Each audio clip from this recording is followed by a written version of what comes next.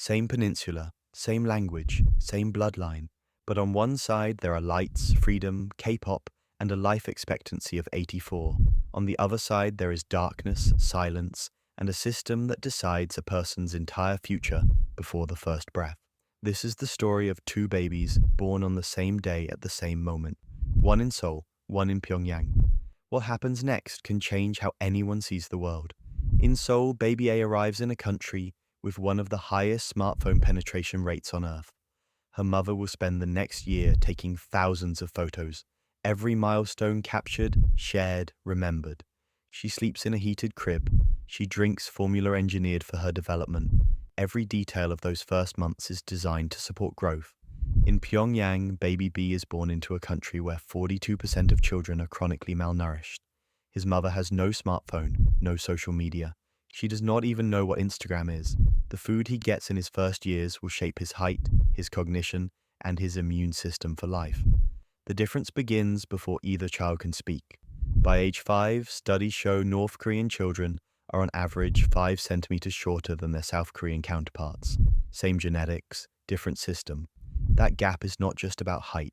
It represents years of nutrition, healthcare, and stimulation that either happen or do not. Baby A starts school in South Korea. She learns math, science, and coding. She navigates one of the most intense academic systems on Earth. She also has access to the internet, to music, and to the world's knowledge in her pocket. She is encouraged to explore, to compare, to ask why. Baby B starts school in North Korea. His first lesson is not reading, it is loyalty.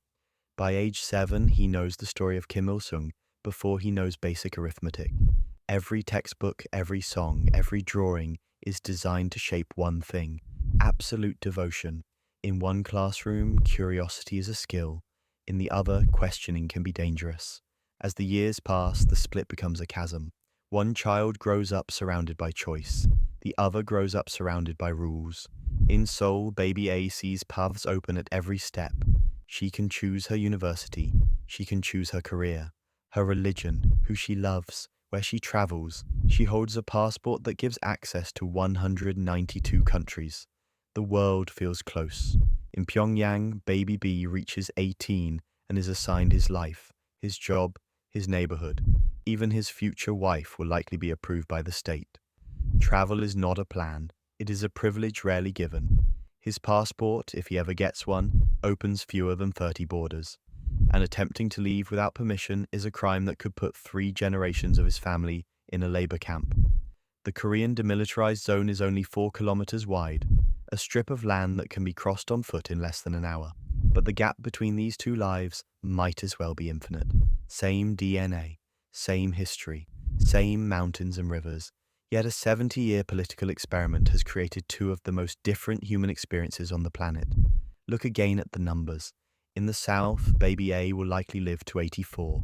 In the north, baby B's life expectancy is 72, and that is if everything goes well.